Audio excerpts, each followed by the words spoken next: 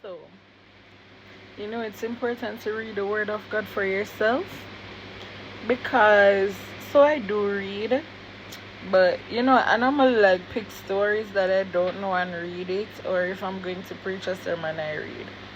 But since I got hooked on the Bible in 52 weeks, like this is really a great book if you want to like read the entire Bible. Like this Bible is the way to go. So I am on week 9, right? So while reading week 9, it's basically telling me about numbers. So I was going through numbers and I was reading, and oftentimes preachers preach and they would say, "Oh, can you imagine you are leading the children of Israel to the promised land and they make it, but you, the leader, did not make it?" Because of course we know that Moses did not went to the promised land. But when I read numbers, right, and I was going through it for myself, you get to realize that Moses and Aaron started out, because of course Aaron was the interpreter for Moses because he was not a man of fluent speech. But none of the children of Israel, like that Moses freed from under Pharaoh, did not make it to the promised land. Not one of them. Can you imagine? 40 years. And not one of them made it to the promised land. Guess why I said this? Numbers explain it here, especially in Numbers 26 and 27, where they explain it deeper down. Only Joshua and Caleb made it to the promised land. It was the people, the children of the people that Moses freed from Pharaoh. It was those set of people, it was their children.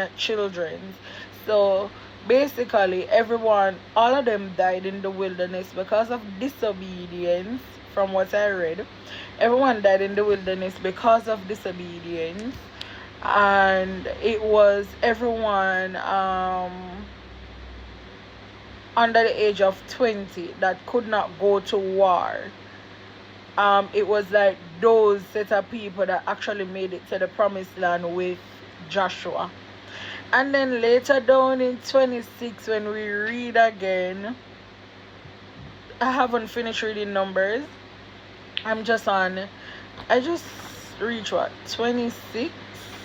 Yeah, I just read through 26. But it was like down there, those sets of numbers, it's like God is counting down again. And I read where they took a second census of everybody 20 years and older that can actually go to war. I'm intrigued to reading the rest of Numbers coming next week, because it's like a week by week thing. So next week I'll be on week 10 starting Sunday, so I'll get to see where it goes. But question, did you think that it was the people that Moses freed from under Pharaoh, those were the ones that actually made it to the promised land? Oh my God, these people need to stop preaching wrong thing and start telling us how it went in the Bible. Like, we really need to take it into our own hands and read for ourselves. It's a serious thing. Peace.